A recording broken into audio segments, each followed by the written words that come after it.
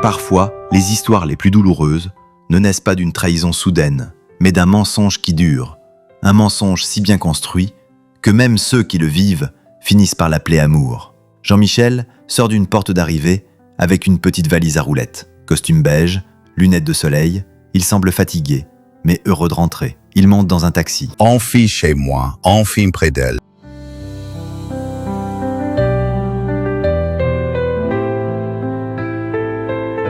Tu m'as manqué, Natacha.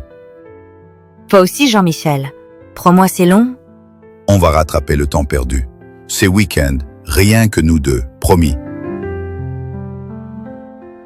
Jean-Michel défait sa valise.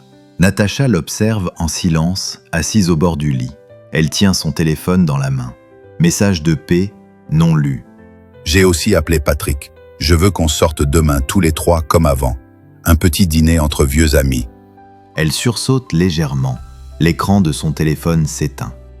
Oui, bonne idée. Patrick est seul, lumière tamisée. Il regarde une photo sur la table. Lui, Jean-Michel et Natacha, 20 ans plus tôt.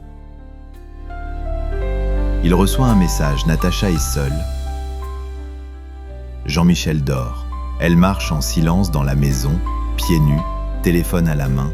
Elle tape, efface, retape, puis finit par envoyer « Vue sur la mer ».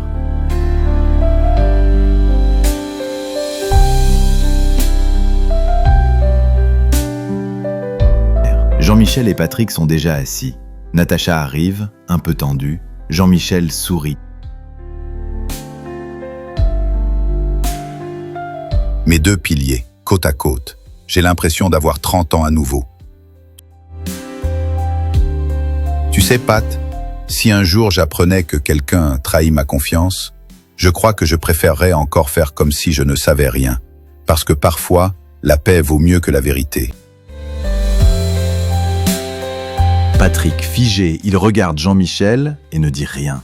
Natacha les rejoint, toute souriante. Le silence s'installe. Ils se déplacent pour aller prendre leur repas sur une table bien arrangée et garnie sur la terrasse du restaurant. Sur la table, Natacha et Patrick se regardent des yeux dans les yeux. Ils ignorent la présence de Jean-Michel sur la table. Et ce dernier reste en silence et fait semblant de rien comprendre. Quel courage!